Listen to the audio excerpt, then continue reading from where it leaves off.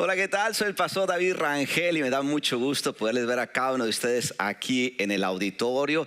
Para aquellos que están llegando, tengan la libertad de venirse aquí a sentar aquí en primera fila. Créanme, las pedradas van a caer igual de bien aquí que allá atrás. Así que un gusto poderles recibir a cada uno de ustedes aquí el día de hoy en el auditorio. Un gusto también saludar a todos aquellos que se encuentran conectados a través de las redes sociales y que son parte de Coastal Road en línea. Donde quiera que ustedes estén, que este mensaje llegue también a sus corazones. Sabe, continuamos el día de hoy con esta serie de sermones titulada Sin Filtros. Alguien diga conmigo: sin filtros. Viviendo una vida de autenticidad. Y es que vivimos en una época en la que casi todo pasa por un filtro de edición. Casi todo. Es tan interesante que en las redes sociales encontramos videos un tanto retocados, fotos muchas veces editadas, en donde uno dice: wow, pero qué cosa tan más bella. Vemos familias sonriendo con un paisaje espectacular, que uno cuando ve todo eso dice: todo parece perfecto, y hasta uno llega a preguntarse: a ver, pero ¿habrá algo imperfecto en esto? Porque al menos de lo que yo veo de este lado de la pantalla, realmente no se ve. ¿Cuántos de ustedes no se han quedado en algún momento viendo esas imágenes de algún conocido o de algún influencer y dice: wow, cómo quisiera yo estar ahí? ¿Cómo quisiera estar en sus zapatos? Pero es que la verdad, vivimos en una cultura que nos enseña muchas veces a mostrar una versión perfecta de nosotros. Lo que sucede es que tarde que temprano el tiempo nos empieza a llevar a descubrir que realmente no era tan perfecto como lo habíamos visto. Como por ejemplo, realmente no era ese camino con árboles tan bonitos y una especie de césped verde de agua. Realmente la realidad era otra, pero el filtro lo hizo posible, la edición lo hizo posible. O que no era esa playa tan preciosa como la playa que hay en su país. A ver, gríteme una playa de su país como la que está acá. ¿A dónde debería de ir en el verano a una de estas playas? A ver.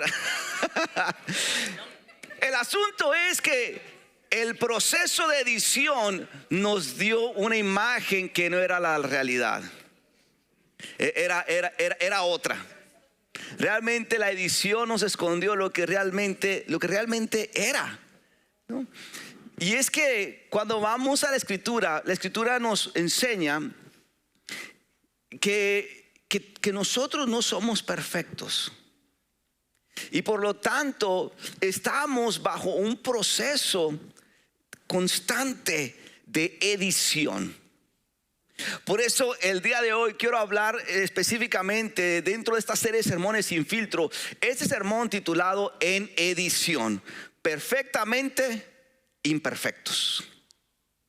Así que este sermón, la manera en que lo voy a estar manejando es para aquellos que a lo mejor están apenas a punto de venir a Jesucristo y vienen con este trasfondo de cosas. Pero también este sermón va para aquellos que ya tienen tiempo en el evangelio y aún así tienen que ser pasados por un proceso de edición.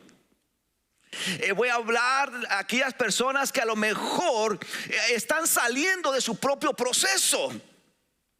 O a lo mejor les voy a hablar específicamente a aquellos que en este momento apenas están pasando su proceso. O a lo mejor a aquellos que están en medio de su proceso. Y en todo este proceso de edición uno se pregunta: ¿y cuándo va a terminar? Hello. ¿Cuántos estamos listos para el mensaje de esta tarde? Dígame amén. Va a estar bueno, va a estar bueno. Vámonos a la palabra de Dios para entrar a este sermón titulado En edición: perfectamente imperfectos. Efesios, carta a los Efesios, capítulo 2. Es donde nos vamos a enfocar.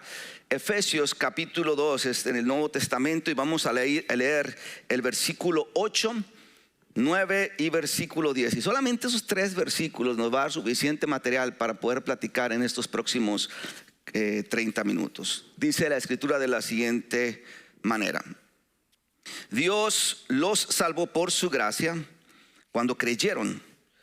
Ustedes no tienen ningún mérito en esto, es un regalo de Dios. La salvación no es un premio, ¿por qué cosa? Por las cosas buenas que hayamos hecho. Así que ninguno de nosotros puede jactarse de ser salvo, pues somos la ¿qué? La obra maestra de Dios. Él nos creó de nuevo en Cristo Jesús, a fin de que hagamos las cosas buenas que preparó para nosotros tiempo atrás. Costa, bro, esta es la palabra bendita de Dios para el pueblo de hoy. Amén. Entonces, el apóstol Pablo dice, somos la obra maestra de Dios. Esa palabra obra maestra en griego suena muy similar a una palabra en español, y la palabra en griego es poema. Poema, como si fuera poema, pero con el acento en la U. Poema. Y poema significa eso que ha sido hecho. Significa también poema una obra. El significado de poema era en aquellos tiempos un tanto artístico, ¿okay? En el contexto secular del mundo greco-romano, incluyendo en el contexto secular de los efesios, de la ciudad de Éfeso. Pero ¿qué tiene que ver entonces la palabra poema, que tiene un significado artístico, con salvación? Porque cuando vamos al pasaje de Efesios capítulo 2 y aparece la palabra poema, obra maestra, no se está refiriendo el apóstol Pablo al arte. Está haciendo una conexión con la salvación. Entonces, ¿por qué es que el apóstol Pablo hace esa correlación de esta palabra poema con el arte, pero también la conecta con la salvación?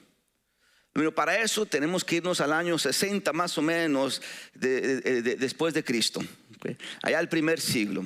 En la parte divertida del sermón es esta. Estoy siendo sarcástico, es la parte histórica. Así que no se me duerman, ¿okay? Que es información que les es importante que conozcan. Así que allá en el año 60, 61, 62 después de Cristo, despiértese. En aquellos años encontramos que la ciudad de Éfeso era considerada, para ese tiempo, era considerada un centro de arte, de artesanía, de élite. Era una de las ciudades donde si tú querías conocer de arte, de artesanía, tenías que ir a Éfeso. Tanto así que los efesios se enorgullecían, porque dentro de su ciudad estaba el templo de Artemisa, considerada una obra maestra arquitectónica en aquellos tiempos, y que hasta el día de hoy es considerada una de las 7 maravillas del mundo. Gente iba de otros lugares específicamente a Éfeso para poder ver esa majestuosidad, porque Éfeso era una ciudad que promovía el arte, culta. Además, era una ciudad en donde había desafortunadamente mucho paganismo. Había idolatría, había mucha inmoralidad sexual, había comportamientos desenfrenados. Inclusive si ustedes leen en Efesios capítulo 2, el versículo 1, el apóstol Pablo dice: vivían en pecado igual que el resto de la gente, obedeciendo al diablo.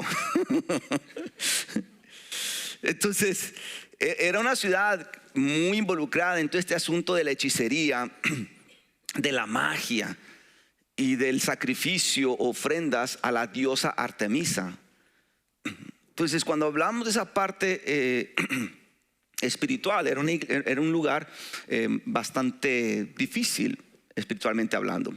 En adición a eso, en Éfeso encontramos que era una comunidad, o era una ciudad gentil, es decir, que era gente no judía de nacimiento, o que venían del judaísmo, de la religión judaica. En Éfeso también había personas judías, pero creyentes, es decir, personas que habían dejado el judaísmo para seguir a Jesucristo. esta tensión entre judíos y gentiles dentro de la iglesia de Jesucristo en Éfeso era lo que estaba provocando una gran tensión, porque los judíos decían: hey, nosotros creemos que la salvación se logra a través de las buenas obras, mientras que los gentiles, por el otro lado, venían de una vida apartada del Señor, de libertinaje, y que vienen jalando al evangelio esa libertad espiritual y se jactaban en esa libertad espiritual. En el contexto entonces secular, los efesios veían el arte como una obra hecha por ellos. En el contexto espiritual, los efesios, ¿ya se me durmieron? Ok. En el contexto espiritual, los efesios creyentes veían la salvación como una obra hecha por ellos, por sus obras. El apóstol Pablo entonces de lejos empieza a ver esta correlación. A ver, secularmente hablando, el arte viene por una obra hecha por ellos, pero ellos están pensando que de la misma manera tienen que crear la salvación por sus obras. Entonces, ¿qué es lo que hace el apóstol Pablo? Toma entonces, hace uso de esta palabra poema, tan común en el contexto secular del pueblo. Creyentes como no creyentes sabían lo que era poema, y la toma para entonces abordar un asunto doctrinal sobre la salvación. Y no solamente sobre la salvación, sino específicamente sobre la transformación que debe de venir como producto de la salvación. ¿Estamos aquí? Ok, ya me estoy acercando a la parte que ustedes quieren escuchar, que es: pastor, ¿esto qué tiene que ver conmigo? Yo ni siquiera estoy en Éfeso, ni siquiera he ido a Éfeso. ¿Qué tiene que ver conmigo acá en Dallas? Ay, voy, tranquilo. Ay, voy a llegar ahí. A manera de recap, recapitulando, haciendo un resumen. Cuando los efesios, a quien el apóstol Pablo les escribe, vienen a Jesucristo, tenemos que entender que estos efesios, muchos de ellos venían de haber practicado la idolatría, el paganismo, cierto libertinaje, y que aún y habiendo venido de ese mundo, encontramos que habían experimentado la salvación en Cristo Jesús. Pero que esa salvación que habían experimentado no significaría que ellos al instante serían perfectos. Más bien lo que significó es que esa salvación los estaba llevando a un proceso de edición, en donde Dios estaría trabajando con aquellas cosas de su pasado que sería un estorbo para la obra maestra que Dios quería crear en ellos. Por eso es que lo que encontramos con este pasaje en específico de los Efesios es que Dios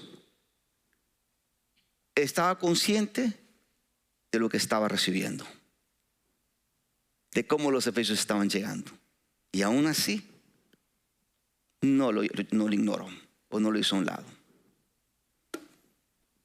¿Estamos aquí? Cuando venimos Costa Road a Cristo, tenemos que estar conscientes que hay cosas que tenemos que quitar de nosotros. Tenemos que estar conscientes que hay cosas que tenemos que cambiar de nosotros. En alguna parte de nuestro proceso con el Señor vamos a tener que llegar a la conclusión de que hay cosas de nosotros que simplemente no nos van a servir en lo que Dios está tratando de crear en nuestras vidas. A lo mejor es carácter, a lo mejor son ciertos comportamientos, o pueden ser hábitos ocultos que hemos estado arraigando y acarreando. Posiblemente son tendencias que tenemos. Es decir, todos nosotros estamos conscientes que hay cosas que venimos jalando. Puede ser de hace un mes, de hace un año, de hace años. Y que cuando venimos a Jesucristo no significa que vamos a seguir llevando eso con nosotros. Inclusive significa que si no hacemos algo al respecto y si no le permitimos al Señor que haga algo al respecto con eso, entonces Dios no va a crear esa obra maestra que tiene en mente hacer de ti y de mí. El asunto de esto que puede suceder, no con nosotros, sino con la gente de otras iglesias, es que podemos pasar años siendo la misma persona, con el mismo carácter, hello, la misma persona cayendo en el mismo pecado año tras año. Podemos, no es para ustedes, no es para ustedes. Podemos seguir siendo la misma persona con la misma tendencia constantemente hacia lo erróneo, hacia lo inapropiado, hacia lo que no debería de ser. O podemos ser simplemente la misma persona que éramos antes, pero dentro de la iglesia. Les dije, a los de atrás como las de delante les iba a llegar de igual. Entonces, estamos aquí. Entonces, ¿qué es lo que estoy tratando de decir con esto? Que venimos entonces a Jesucristo, y entonces tenemos que llegar a un momento en que estamos conscientes de que hay cosas que venimos jalando y que si yo no hago algo al respecto, Dios no va a poder crear en mí esa obra maestra. Lo triste de esto es que pueden pasar meses, años, décadas sin ese cambio que queremos ver en nosotros y que Dios quiere ver en nosotros. Pero yo espero que el día de hoy no haya de esos aquí. ¿Cuántos de los que estamos aquí, cuántos de los que están allá en redes sociales quieren convertirse en una obra maestra hecha por las manos de Dios? Que cuando alguien nos vea, que cuando alguien nos escuche, que cuando alguien interactúe o trate con nosotros pueda decir: wow, mira, Antonio, qué obra eres. No qué obra, qué obrón eres de Dios. Que cuando Dios nos vea puede decir: mira Daniela, que Dios se pasó contigo. Que cuando Dios nos vea, Andrés, la gente pueda decir: wow, Dios se aventó un home run con lo que hizo contigo. Que cuando entonces Dios nos ponga con personas y las personas nos empiecen a escuchar, a interactuar o a ver, puedan decir: Silvia, no, Dios la verdad contigo se lució. ¿Cuántos quieren convertirse en esa obra maestra? Tenemos que saber que yo no me puedo convertir en una transformación si primeramente no paso por una edición. Para yo convertirme en una obra maestra por Dios, entonces Dios me va a pasar por un proceso de edición para lidiar con aquello que no le va a ayudar a Él en convertirnos lo que Él quiere que nosotros seamos. Y aquí es en donde tengo que ser claro, porque no es convertirte en lo que ni siquiera tú quieres ser. Tampoco es convertirte en lo que tu cónyuge quiere que seas. Mucho menos es convertirte en lo que el pastor quiere que seas, sino es convertirte en lo que Dios quiere que seas. Una obra maestra para su gloria. Mira, yo sé que dentro de lo que yo veo aquí, veo obras que están en ese proceso de ser una obra maestra. Los estoy viendo. Porque muchos de ustedes ya no son lo que eran antes. Ya no son lo que eran antes. Pero todavía no son ni soy lo que Dios quiere que sea hoy. Y eso es digno de reconocer, que no ha sido fácil ya no ser 100% lo que yo era antes. Ya empiezo a ver que hay cosas en mí diferentes, que ya la obra maestra ha estado empezando y los puedo ver aquí. Por eso es digno de reconocer, es digno de celebrar. Dense un fuerte aplauso, porque Dios está haciendo algo en tu vida que a lo mejor no te imaginaste que te convertirías en eso el día de hoy. Bien, entonces el apóstol Pablo escribe entonces y le dice a los efesios lo siguiente. Dice ahí en el versículo 10. Dice: pues somos la obra maestra de Dios. Él nos creó de nuevo en Cristo Jesús, a fin de que hagamos las cosas buenas, obras buenas. el apóstol Pablo entonces le dice a los efesios: somos obra maestra. Y Dios nos creó de nuevo. Dios los creó de nuevo, Efesios. Porque cuando Dios tomó a los efesios, los tomó como algo roto, perdido, muerto espiritualmente, y lo transformó en algo diferente, con propósito. Casi quiero imaginar que los efesios al principio llegaban con Pablo y le decían: a ver, Pablo, entiendo que la salvación es en Cristo Jesús, pero ¿cómo es que vamos a convertirnos en una obra maestra por Dios? ¿Cómo es eso, Pablo? Los efesios tenían que entender que Dios estaría trabajando en ellos, a pesar de que habían experimentado la salvación, debido a lo que ellos estaban cargando a la salvación. Y para muchos de ellos que venían con un pasado terrible, quiero pensar que las palabras del apóstol Pablo diciendo son una poema de Dios, una obra maestra de Dios. Quiero pensar que estas palabras para esos efesios eran esperanzadoras, inspiracionales y motivacionales. Quiero imaginar que para esos que venían de un mundo de impureza sexual, de paganismo, el escuchar que puedo ser una obra maestra de Dios, un poema de Dios, era algo inspirador, porque significaba que ya no soy lo que yo era antes, sino soy lo que Dios está haciendo conmigo. Por eso el apóstol Pablo les dice: son una obra maestra. Mira lo interesante, porque aunque lo dice en presente, son una obra maestra. Después les dice: pero esta obra no va a terminar hoy, sino hasta el fin del mundo. Eso va a ser una obra en proceso de edición hasta el fin del mundo, para que eventualmente se cree una obra diferente, para buenas obras, que viva diferente.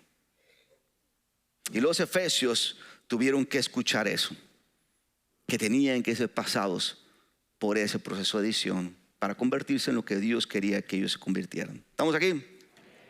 Esas Costa Road son buenas noticias. Si son buenas noticias, porque significa que no importa cómo hayas llegado a las manos de Dios, si llegaste en pecado, con fracasos o con una carga de errores de tu pasado, no importa ni siquiera qué tan imperfecto eres el día de hoy. Lo que importa es que si hay alguien que sabe qué hacer con todo eso y lo transforma y lo pasa por un proceso de edición para convertirse en una obra maestra específica a través de él. Esto quiere decir, Costa Road, que no eres tu pasado, tampoco eres tu pecado, mucho menos tus errores. No eres lo que hiciste, eres lo que Dios está haciendo contigo, una obra maestra para honra y gloria de Dios. Amén. No lo eres. Muchas veces Dios no puede crear esa obra maestra en el presente, porque todavía estamos con los errores del pasado, con los fracasos del pasado, con lo que hicimos en el pasado. Pero alguien tiene que entender que no eres el día de hoy lo que hiciste, eres lo que Dios está haciendo contigo. Eso cambia completamente el modelo, eso cambia completamente la obra. Porque si pensamos en que somos el día de hoy lo que hicimos, mira, lo que yo estaría viendo el día de hoy serían obras imperfectas, deformes, dolorosas, en fracaso, en pecado. Y yo creo que eso no es la obra que Dios quiere ver de ti. Pero cuando tú y yo somos lo que Dios está haciendo con nosotros el día de hoy, entonces lo que puede producirse de eso es una obra maestra preciosa. No importa cómo llegaste a las manos del artista, lo que importa es dejarte pasar por ese proceso de edición, y tu presente será diferente a tu pasado. Amén. Amén. He descubierto que hay procesos de edición por los que vivimos, que no tiene nada que ver meramente con un error que cometimos,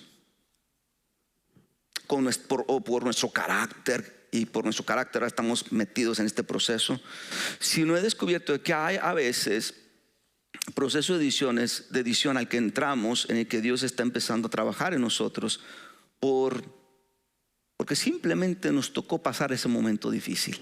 No fue tu culpa. Tú no lo provocaste. Tú no lo creaste. Pasó. Pasó. Y nos damos cuenta que esos procesos van acompañados de una famosa pregunta: ¿por qué? ¿Por qué a mí? ¿Por qué yo? ¿Por qué en este momento? ¿Por qué? ¿Por qué? En una ocasión, confession time, un confession time. Este no es de mi persona, pero estaba hablando con una persona. Para la persona que está traduciendo, esto no está en las notas, así que voy a ser lento. Hace unos años estaba hablando con una persona que estaba pasando por un momento muy difícil, muy difícil. Y no voy a explicar cómo es que llegó a ese momento, cómo sucedió que él se encontrara en ese momento tan difícil. Lo que estaba provocando ese momento, y es que esto es tan real, es que su vida emocional estaba siendo pero trapeada, barrida, así, golpeada. En adición, eso empezó a influir en su vida espiritual, porque ya no tenía las fuerzas para seguir esta persona orando, yendo a la iglesia, manteniendo su fe firme, lo cual eventualmente empezó a llegar a la conclusión de decir: ¿y para qué me esfuerzo? Yo quiero ser una buena persona. Yo quiero estar bien con Dios. Yo quiero estar bien. Pero tal parece que entre más intente, menos se puede. ¿Una vez han estado ahí? Menos se puede. Y yo conocí a esta persona justamente en esa etapa de su vida. Y me acuerdo que entre varias cosas que les dije, una cosa que porque me decía una y otra vez: es que yo no veo, no tiene pies ni cabeza, veo todo deforme, todo distorsionado, no veo nada, no sé lo que Dios quiere hacer conmigo, no sé, no sé ni qué. Lo veía así como que muy confundido y con falta de propósito. Y en conversación yo le dije: mira, no entiendo cómo llegaste aquí, ni por qué llegaste aquí. Lo que sí puedo a lo mejor decirte es considerar por qué mejor no lo ves como una oportunidad para salir como de este proceso en una mejor versión tuya de lo que eras antes. Que a lo mejor van a haber características, posiblemente van a haber atributos, virtudes que antes no tenías, pero que este proceso ahora te las está regalando. Que sí, puedes salir de este proceso siendo una mejor versión tuya de lo que eras antes. Y es que, Costa Brother, a veces pasamos por esos momentos difíciles en el que lo que menos que queremos es que, si Dios ya empezó a trabajar en nosotros, en editarnos, que esos momentos vengan a destruir lo poco o mucho que Dios ya había hecho con nosotros. Eso es lo menos que queremos hacer. Lo que sí te puedo decir es que Dios no desperdicia ninguna oportunidad para crear en nosotros una mejor versión. Y aún las cosas que no tengan sentido para Dios, sí tienen sentido. Y cuando tú y yo quizás nos preguntamos: Señor, pero ¿por qué estoy pasando por esto? Dios dice: ay, hijito, yo sé sí por qué, pero no te lo voy a decir. Tú nomás vente para acá y déjame editar aquellas cosas que no te van a servir.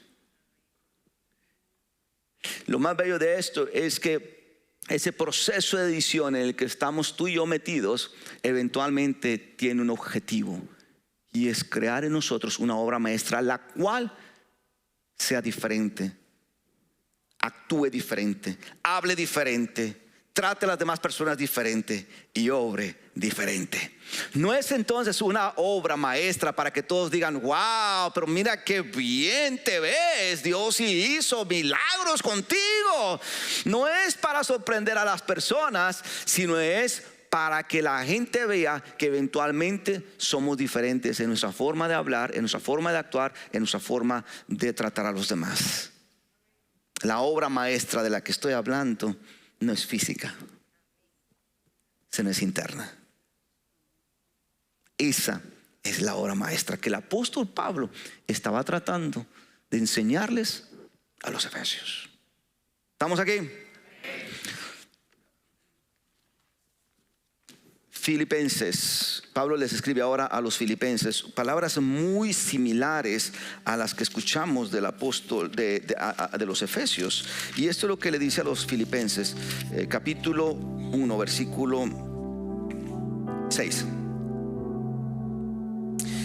Y estoy seguro de que Dios, quien comenzó la buena obra en ustedes, la continuará hasta que quede completamente terminada el día que Cristo Jesús vuelva.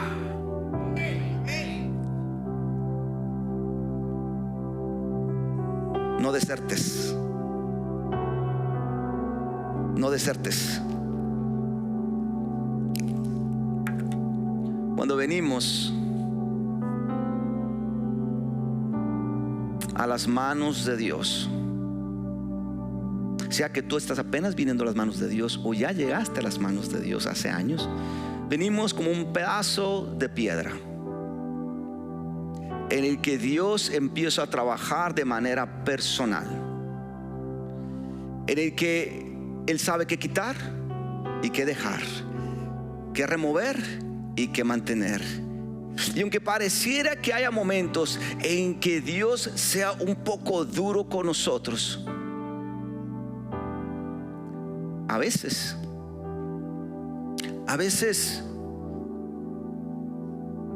no lo es. A veces no lo es. Lo que los efesios estaban tratando de descubrir era precisamente, y los filipenses, ¿será que lo que Dios está tratando de obrar en nosotros es algo temporal o es algo constante? Estaban conscientes de lo que tenían que arreglar. Sabían su pasado, sabían sus errores, y lo más precioso de todo esto es que Dios no estaba condenando eso, sino era una oportunidad para editar.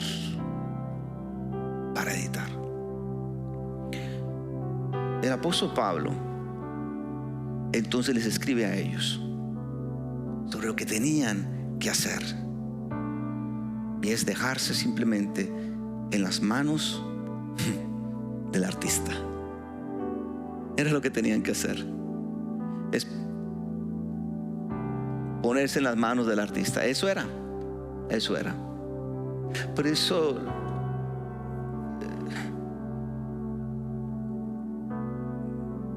no te des por vencido. No te des por vencido. No te remuevas de sus manos. No pienses que el artista va eventualmente a darse por vencido, porque la obra que está recibiendo es una obra casi imposible. Mira a los efesios, mira a los filipenses. Y aún así el apóstol Pablo dice: son una obra maestra. Por eso, cuando venimos a las manos del Señor, muchas veces en eso nos convertimos, en algo imperfecto que Dios eventualmente toma y lo pasa por ese proceso de edición, de transformación.